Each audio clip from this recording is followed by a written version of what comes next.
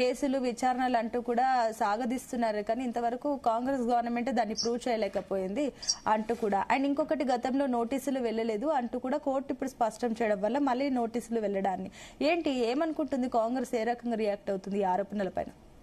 Madam, చట్టం ముందు అందరూ సమానమే. ఇక్కడ రాజాలింగమూర్తి గారు ఆనాడు భూపాలపల్లి కోర్టులో కేసు వేయడం, మేడిగడ్డ వైఫల్యం, ప్రజాధనం వృధా, దుర్వినియోగం అని చెప్పేసి వారు నోటీసు కోర్టు ఇచ్చిన తర్వాత అది నోటీసు అందలేదు కాబట్టి మరోసారి కోర్టు నోటీసు ఇచ్చింది.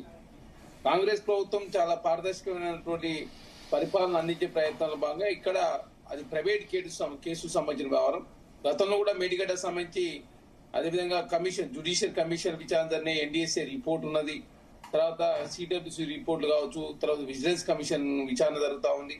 అదే కాకుండా ఇక్కడ మేడిగడ్డకు సంబంధించినటువంటి అంశం విషయంలో అదేవిధంగా ప్రజాధనం దుర్వినియోగం జరుగుడు కావచ్చు, తర్వాత కేసీఆర్ హయాంలో ప్రాజెక్ట్ డిజైన్ కావచ్చు, తర్వాత నిర్మాణ లోపాలపై చాలా పెద్ద ఎత్తున విమర్శలు రావడం, తర్వాత కేసీఆర్ గారు ముఖ్యమంత్రిగా ఉన్నప్పుడే 2018లోనే ప్రారంభించిన వారం రోజులైనా అక్కడ బుడగలు రావడం, తర్వాత కేసీఆర్ గారు ముఖ్యమంత్రిగా ఉన్నప్పుడే ఆ డ్యామ్ కుంగిపోవడం, అప్పుడే ఎన్డీఎస్ఏ రిపోర్ట్ ఇవ్వడం, తర్వాత దాని మీద ఎఫ్ఐఆర్ కావడం, తర్వాత రాజలింగమూర్తి గారు కోర్టులో కేసు వేయడం, వారు చనిపోయిన తర్వాత కూడా హైకోర్టు ఆ కేసును కంటిన్యూ చేయాలని చెప్పడం తోటి మరొకసారి ఆ కోర్టు నోటీస్ ఇచ్చింది. కాబట్టి ఇప్పుడైనా కేసీఆర్ గారు నోటీస్ సంబంధించి ఏ విధంగా సమాధానం చెప్తారో చూడాల్సిన అవసరం ఉంది.